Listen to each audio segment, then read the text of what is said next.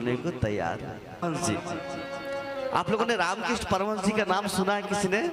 हाँ, ये दक्षिणेश्वर में कलकत्ता के पास में वहां पर उनका प्राकट्य हुआ। हाँ, वो भगवान के अवतारी है, दिव्य महापुरुष रामकृष्ण परमहंस जी। वो क्या करते थे ना, काली माँ का बहुत बड़े भक्त थे। वो क्या करते हैं, जब भोग आती थी राजमहल से तो पहले खुद खाते थे, उसके बाद में माँ को भोग लगाते थे। लोगों ने जाकर रानी साहब को राजमहल में शिकायत कर दी। रानी आए, बोले परमहंस जी हमने सुना है कि आप पहले भोग खाते हो उसके बाद माँ को भोग लगाते हो। बोला हाँ। बोला क्यों? जूठा करके। बोला ना ना ना, मैं जब छोटा था ना तो मेरी माँ पहले खुद खा के चखती थी कि मिर्च ज्यादा ना हो, गरम ज्यादा ना हो, स्वादिष्ट हो, तो माँ मेरी मिर्च खिलाती थी। अब मैं मेरी माँ की सेवा कर रहा हूँ तो पहले मैं चखूंगा, मुझे अच्छा लगेगा तब मेरी माँ को मैं दूंगा। मैं ऐसे कैसे दे दूं? आप लोग कहीं ज्यादा मिर्च डाल के दे दोगे तो मेरी माँ को मुंह में जलन होगी। ना ना ना, मैं पहले खाऊंगा, मुझे अच्छा लगेगा तब मेरी माँ को खिलाऊंगा। देखो कैसे निर्मल, इसे कहते निर्मल भाव।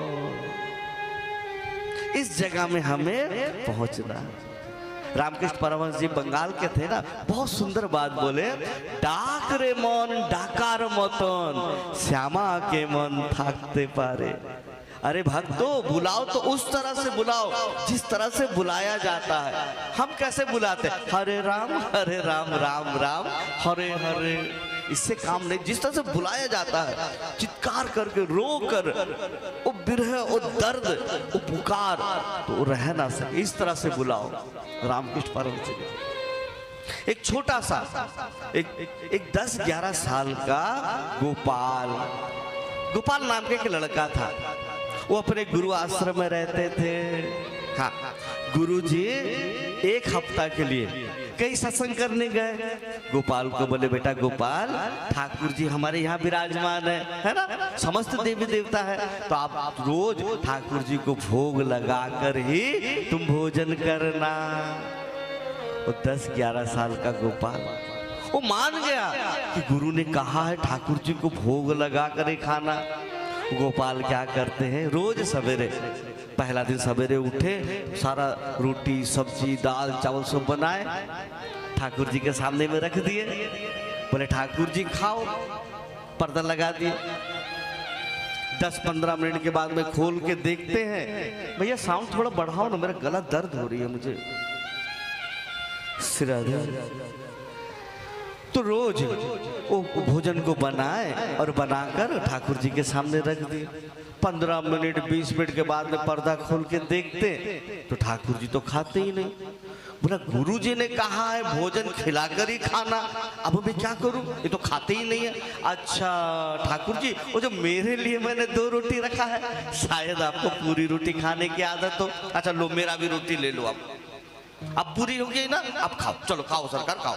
मैं पर्दा लगा देता हूं, आपको शर्म लग रहा होगा, अकेले में खाते हो ना, हाँ करो खाओ।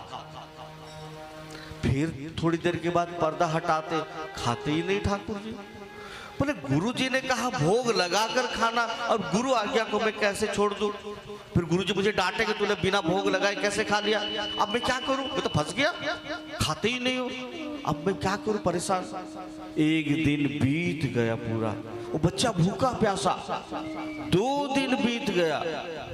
ठाकुर जी खाओ प्रभु, आपको रोटी सब्जी सारा चीज बना दी। अच्छा खीर नहीं दी, आपको खीर खाने की आदत है, लो मैं खीर भी बना दिया, लो खीर भी रख दिया, खाओ। अब ठाकुर जी खाते नहीं।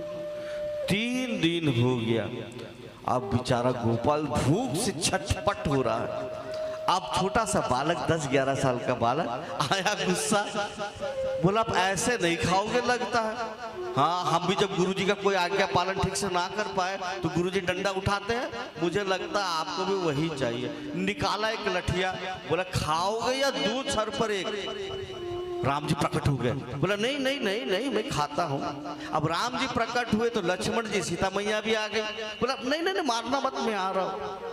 अब साथ में हनुमान जी आ गए, भोले बाबा तुम आओगे तेरा शिवलिंग, ना ना ना मैं आ रहा हूँ प्रभु। भोले बाबा प्रकट हो गए। अब सोचो हनुमान जी, भोले बाबा, सीता मैया, राम जी जब भोजन करेंगे, हाँ सारे, अब ये कन्हैया हमारे, बोले कन्हैया तू ज्यादा लगते, अरे नहीं नहीं मैं आ रहा हूँ भाई, तू काहे लठ मत उठाना। अब कन्हैया खड़े हो गए तो सारे देवी देवता खड़े हो गए, सब भोजन करने लगे। अब भोजन जब इतने लोग भोजन करेंगे तो भोजन कम पड़ गया, फिर से बनाया, फिर खाओ। इस तरह से दुकान से राशन पे राशन आता गया, ठाकुर जी भोग लगाते गए। अब गोपाल बड़ा खुश, 7 दिन राशन का 20,000 रुपया राशन हो गया। अब गुरुजी आए 1 हफ्ता के बाद में, जैसे ही रास्ते से आ रहे थे वो राशन का दुकान वाले ने बोला, अरे महाराज रुको रुको, आपके शिष्य तो 20,000 का राशन ले गया। बोला ऐसे कैसे भाई, एक बच्चा 10-11 साल का 2-4 रोटी खाएगा, वो 20,000 का राशन करा क्या। और गोपाल जीवन में कभी झूठ नहीं बोलता। हाँ गोपाल आए तो बोला गोपाल, हाँ बोला गोपाल बेटा तुमने इतना सारा राशन को लेकर आए क्या करे। बोला गुरुजी क्या कहते हो, आपने कहा नहीं था कि भोग लगाकर खाना, और कहते हो राशन का क्या किया। गुरुजी को समझ नहीं पाए। बोला भोग लगाकर खाना मतलब, बोला गुरुजी देखो आपने कहा था भोग लगाकर खाना, अब मैं क्या करूं, सब खाते गए तो राशन नहीं लाऊंगा क्या, तो कैसे भोग लगाऊंगा। गुरुजी चक्कर में पड़ गए। अब गुरुजी को क्या मालूम कि सही में ठाकुर जाके खा गए। बोला कि क्या रोज भगवान हुआ, हाँ हनुमान जी, सीता मैया, राम जी, लक्ष्मण जी सब आके खाते। गुरुजी ने बोला गोपाल जो है ना ये जीवन में कभी झूठ नहीं बोलता है। गुरुजी का बुद्धि काम नहीं कर रहा।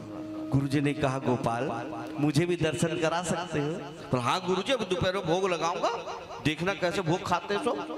अब गोपाल अपने नन्हे नन्हे हाथों से दाल रोटी सब्जी जो भोग बनाना था सारा 56 भोग बनाए, ठाकुर जी के सामने रख दिए। पर्दा लगाए, फिर पर्दा हटाए, नहीं आए। बोले गुरुजी ने कहा कहाँ खाए। बोले गुरुजी ऐसे नहीं खाते ये। बोले कैसे खाते, देखो अब कैसे खाएंगे।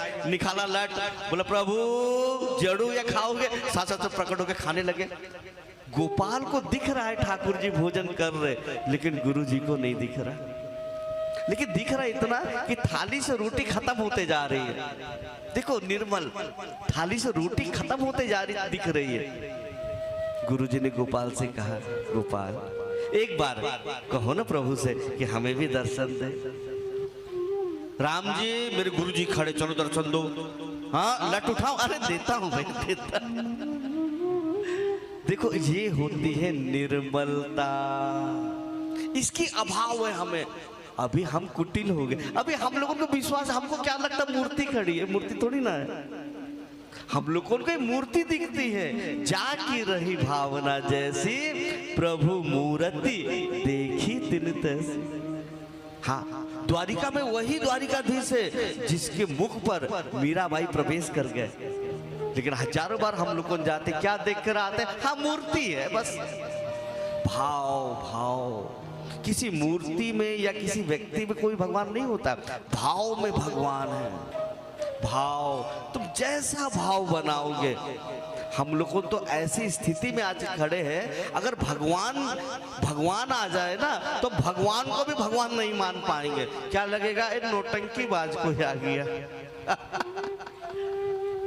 दुर्योधन का क्या स्थिति था, स्वयं श्री कृष्ण खड़े उसके सामने में, विश्व रूप दिखा रहे। बोलते हैं कृष्ण तेरा जैसे नौटंकीबाज जादूगर मेरे आस महल में भी बहुत सारे घूम रहे हैं।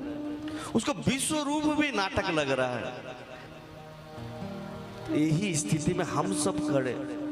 आज हमको भगवान भी भगवान नहीं लगेंगे, और जो संत होते हैं वो साधारण इंसान में भी भगवान को देख लेते हैं। एक बात बताऊं, एक संत हुए एकनाथ जी। हाँ एकनाथ जी का नाम सुने हैं आप लोगों ने। हाँ संत एकनाथ एक बार एक पेड़ के नीचे रोज लघु दीर्घ संख्या के लिए जाते थे, पैखाना के लिए, लैट्रिन के लिए। हाँ तो रोज क्या करते थे, वो पेड़ से जो थोड़ा सा पानी बचता था वो पेड़ में डाल देते थे। वो पेड़ में एक बहुत बड़ा ब्रह्म राक्षस रहता था। ये सच्ची घटना है संतों की। ब्रह्म राक्षस रहता था एकनाथ उस पेड़ में। हाँ, तो एक बार क्या हुआ, एकनाथ जी खूब भाव में थे। आज ब्रह्म राक्षस आके एकनाथ जी के सामने में खड़े हो गया, ओ प्रविशाल करके। लेकिन एकनाथ जी को क्या दिख रहा पता है?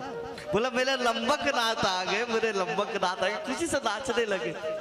वो ब्रह्म राक्षस में, उस ब्रह्म राक्षस में वो ब्रह्मा भगवान प्रकट हो गए। ये है भाव, जाकी रही भावना जैसी, प्रभु मूर्ति देखी तिन तैसी। पूरा आध्यात्म केवल भाव के ऊपर टिका हुआ है, केवल भाव। भाव के बस में है भगवान, भाव नहीं तो निधिवन मधुवन, लागत सब बीरा। भाव होए तो पाषाणों में प्रगट भये भगवान। भाव के बस में है भगवान।